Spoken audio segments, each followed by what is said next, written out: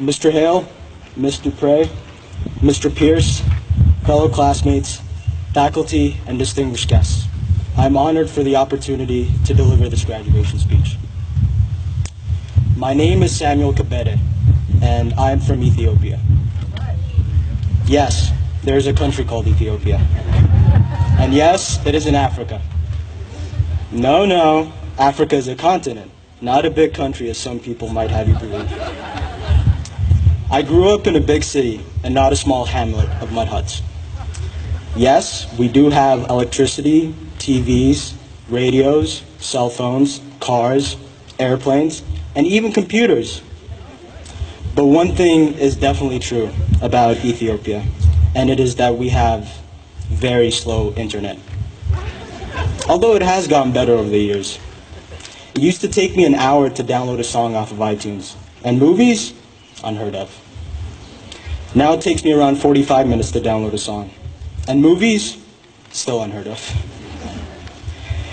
But Ethiopia is still a country of immense beauty and diversity, known for its history and great civilizations.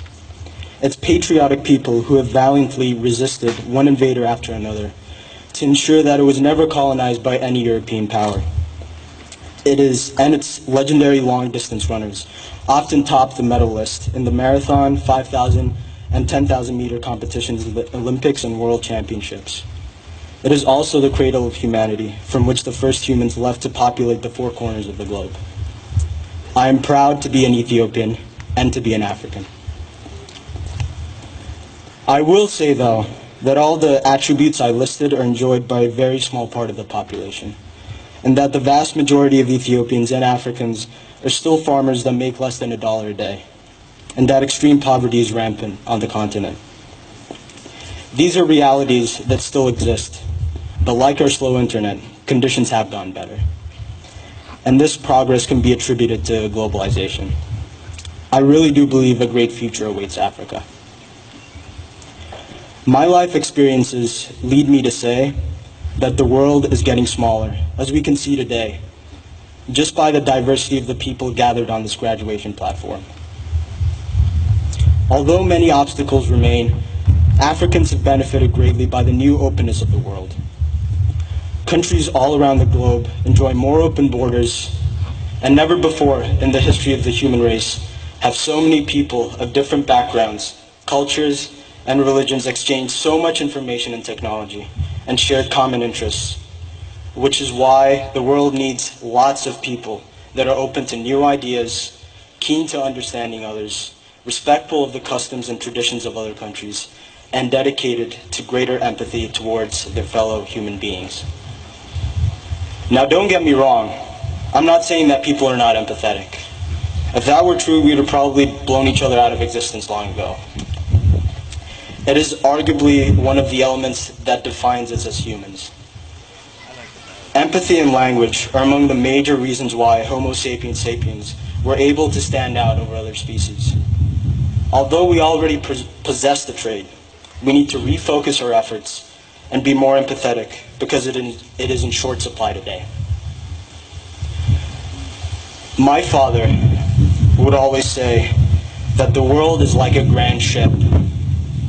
Instead of having one captain to steer it masterfully, there are close to 200 captains, representing the 200 so countries in the United Nations. These captains must be willing to understand each other and collaborate for the common good.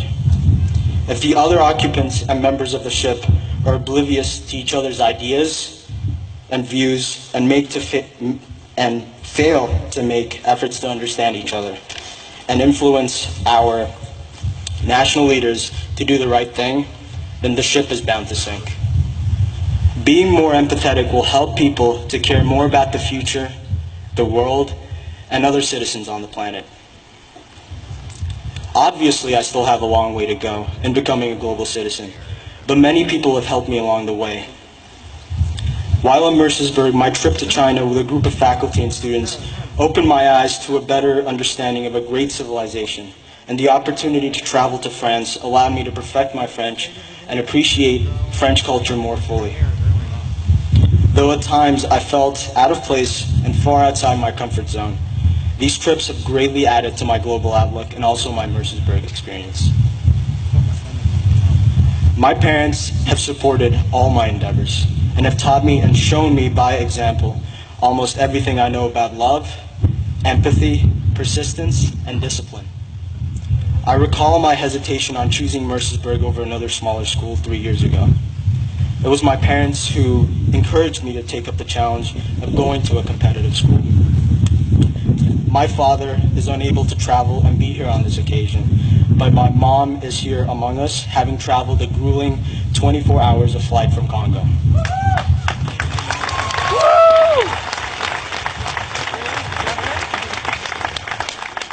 I would also like to acknowledge my extended family, some of whom have come a long way to attend this ceremony. My two grandmothers have come from Ethiopia, about 20 hours of flight. My aunts and their families, my uncle, brother, and cousins, all living here in the U.S., are also present. A total of 18 people of my family are here. I am honored and privileged to be part of such a wonderful family. Mercersburg has certainly helped me in becoming a better global citizen. Empathy is a strong aspect of a leader, and the faculty in Mercersburg Outdoor Education has shown me how to become a better leader. They have shown me what I'm capable of, what my limits are, and have encouraged me to constantly push those limits. And, of course, many other Mercersburg faculty and students have affected me greatly, helping me become the person standing here today. I'm deeply indebted to all of them. And so, class of 2011, the world has never needed you more. Each and every one of you will have a different script to write, as will I. And my hope is that you will go out into the world with confidence in your abilities and a commitment to achieve the unexpected. You are the new global citizens, and I'm grateful to be part of the experience. Thank you.